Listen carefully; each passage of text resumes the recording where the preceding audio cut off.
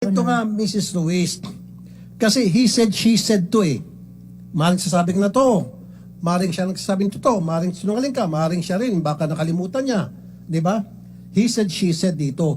Kaya nga, the only way and the only time na malalaman natin kung talagang totoong sinasabi mo is kung pinapipirma mo ang iyong mga tauhan tuwing sila magbabali. Ngayon, kahit sabihin natin for the sake of argument, totoo lahat ng sinasabi mo, pero the mere fact na wala siyang pirma doon, pwede natin sabihin na dagdag mo na lang yon, kinarga mo na lang lahat doon. Baka pwede mo pa ilagay, nagbali sa Mercedes-Benz sa'yo. Now, having said that, ano sa palagay mo, pasado ka o hindi? Wala mo. Ako po yung nagsasabi ng totoo. Hindi nga, ang tanong ko lang, sa palagay mo, ikaw ba'y pumasa o bumagsak? Yun lang sagutin mo. Basta po ang sa akin. Hindi nga, sagutin mo lang sa palagay mo, anong feeling mo? Feeling mo ba ikaw ay pumasa o bumagsak? Opo, pumasa po. Pumasa. And upon your request, kasi sa ngalan ng patas na paghihiring dito, di ba, ako naghamon sa inyo at hanggang sa pumayag kayong dalawa after consulting with your lawyers. And then, sabi ko, para maging patas, hinamon ko rin yung dalawa at pumayag yung dalawa. Tama? Maliwanag. Ikaw lang, tapos aakyat na ako. Lumilitaw dito na ikaw ay deceptive. Ikaw ay nagsisinungaling. Bumagsak ka. So, yun siya sabi kanina, nung pagpasok ko rito, ang dami tayong mga witnesses, ang dami natin pinag-usapan, pag ilang araw natin hearing, ang bottom line dito is, kung ikaw ba ay sinungaling o hindi.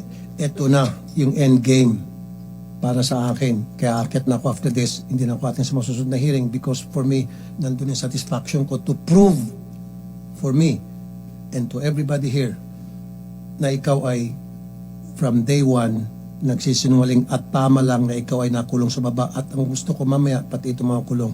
So ito magpapatunay na ikaw ay nagsisinungaling. Period. So gusto mo, ikaw Miss Ruiz sa sasagot? Gusto ko siya para Yung aking asawa po kasi, Your Honor, laging wala sa biyahe lagi yan. Kaya kumbaga, bira niya na encounter. Ay, posible. Ibig sabihin, 2 linggo na wala siya sa biyahe. Hindi nga po yan sa amin, Your Honor, nakapasok kahit isang araw eh. Si Pau Pau? Yes po, Your Okay, Honor. very good. Gusto ko si Mr. Ruiz, pareho bang pananaw ninyo na hindi mo kilala itong si Mr. Pau at hindi nag-work? Your Honor, para naka-ready na ba yung dyan, kulong sa baba? Okay, sige. Okay lang, sige. Mas maganda si TJ. alias Pau Pau. Alias Pau Pau. So, pareho bang statement nyo? Hindi, wag mong tuloy. Ikaw ang gusto kong tanong ngayon para makatikim ka naman sa baba. Ilan ang tauhan ninyo?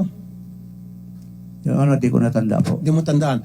Pero may babae at may lalaki. Tama? And yet, meron kang tauhan ng mga babae, may mga tauhan ka ng mga lalaki, at isa lang ang kanilang CR.